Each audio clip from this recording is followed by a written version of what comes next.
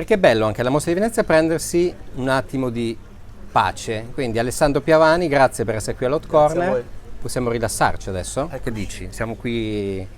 Che effetto fa stare alla Mostra del Cinema di Venezia e viverla dall'interno? Cioè emozione.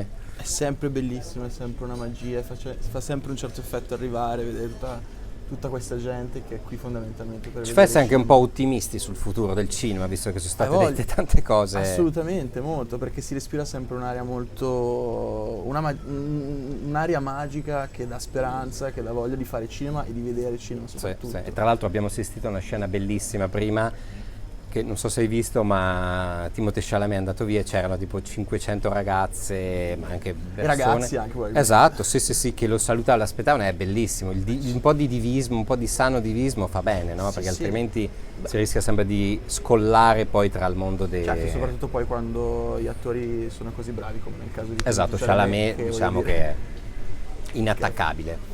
pazzesco, sì. Senti Alessandro, puoi dirci qualcosa del progetto a cui hai lavorato in questi ultimi mesi, che c'è grande curiosità, perché poi dietro alla regia c'è un signore di nome Maurizio che in realtà poi si chiama che tutti conosciamo come Salmo. Però lui non è in regia in No, realtà. la mente però è... Ah sì, fa parte del No, che progetto e fa anche l'attore, quindi è un fa anche personaggio presente nella serie. Stiamo parlando di Blocco 181, sì. tu sei Ludo, Ludo, giusto? Esattamente. E chi è Ludo? Ludo- Dici quello che puoi dire, poi noi non ti spingiamo oltre. Bisogna stare attenti. No, allora, è una serie Adesso ci sono ambientata... già gli elicotteri, Ecco, vedi, mi sono sono venuti venuti a prenderti.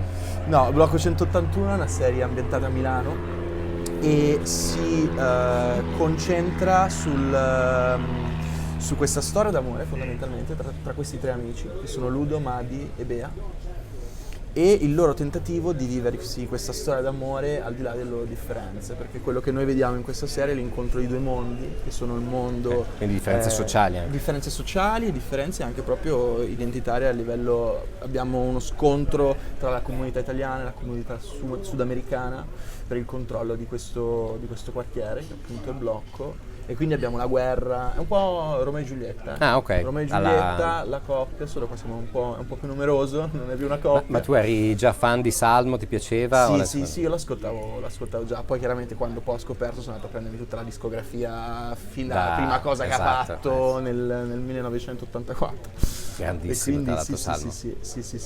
Senti Alessandro, cos'è che l'esperienza che ti ha cambiato di più in questi anni? Quella in cui eri sul set e hai detto io voglio fare questa roba qui, è la roba che voglio fare Che domanda. per tutta la mia vita.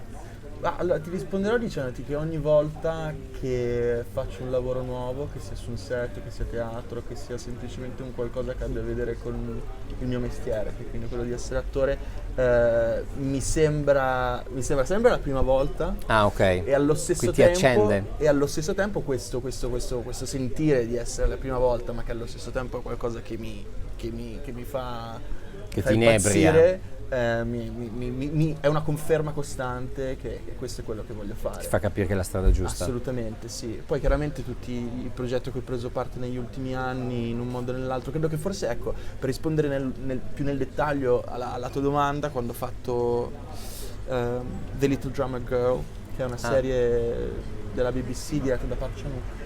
Certo. Dove Tratta ho da quel conosciuto bellissimo La libro tamburina di Le Carré, John Le Carré. che ho conosciuto tra l'altro E con Florence Pugh, con c'era. Florence Pugh, che io Che è ho una conosciuto. che ho dici, iniziato com'è con- Florence Pugh? È pazzesca. Che secondo me è uno dei talenti più cristallini negli ultimi È anni. incredibile. Ah, sì, eh? E io l'ho conosciuta girando quella serie lì, quindi stava diventando Florence Pugh, non era ancora diventata Florence sì, Pugh. per poi ha aveva fatto piazzato solo- 2 o 3 colpi dopo. Aveva fatto Lady Macbeth prima di sì, quello. bellissimo. E poi E dopo è arrivato e poi ha fatto quella serie lì e poi E poi Ari Aster col suo, e poi insomma. è arrivato tutto quello che è arrivato.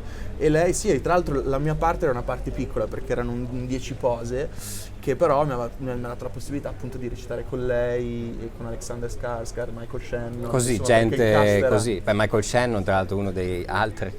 Secondo me Michael Shannon è uno dei 10 attori più bravi attualmente al assolutamente. mondo, perché è fenomenale. E lì, ma come ci si sente lì? Si sente intimoriti o... Cioè, come andare in Champions League lì? Sì, Perché ci si sente intimoriti. quella è la Champions Si League del sente cinema. molto intimoriti per non dire altre cose. Addosso. La sera prima... Parliamoci chiaro. Dici, voglio tornare a ma casa. stiamo scherzando, ma meno male, sì, cioè, ma sì, almeno sì. ti dà anche Altrimenti saresti un robot. Esatto. Poi chiaramente quando sei lì ti rendi conto che sono persone assolutamente... Certo. E quindi che ti trattano da collega, che è una cosa incredibile, no? Cioè andare Però al ti fa premio crescere Oscar anche e- l'autostima, no? Nel senso che Sì, te sì, la giochi sì. così alla fine, Ma no? è anche una fonte di ispirazione, no? Perché vedi magari questi divi, queste persone così Sì. famose e dici, cavolo, vedi che poi alla Lì. fine Esatto. sono quello che sono, ma sono nel lavoro e ti fanno sentire a tuo agio ed è una gioia quando trovi delle persone che, sanno, quando dicono non mai incontrare il tuo idolo, mai incontrare il tuo mito. Invece quando poi dopo invece il tuo idolo è... Esatto, ce l'hai lì. Ce l'hai lì ed è oltre alle tue Aspettative. aspettative e di fatto non ti delude, ma anzi si sorprende per quanto può essere, per quanto Esatto, vuol dire un essere accessibile. umano. E quindi con Michael Shannon è stata così, però sì, è stato assurdo perché ero dall'Italia, andare lì e poi trovarti a cena con Michael Shannon e poi sul set dici ma... Così.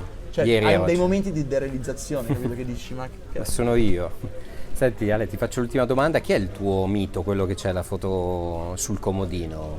L'attore, l'attrice, può essere anche un musicista, qualcuno che proprio... Franco Battiato.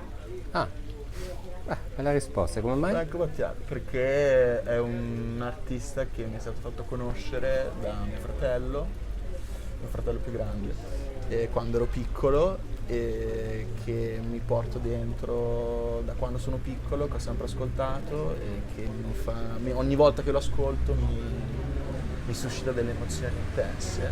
E Franco Battiato, stavo pensando a un attore e poi mi hai detto Franco Battiato, perfetto. 360 gradi. Bellissima risposta. Alessandro Piavani, grazie per essere stato qua. Grazie per- Tu vai avanti, noi ti seguiamo sempre, Hotcorn. Anzi, aspetta, per non dimenticarti di noi, così, Tote bag di Ecco. Hotcorn. così sei a posto.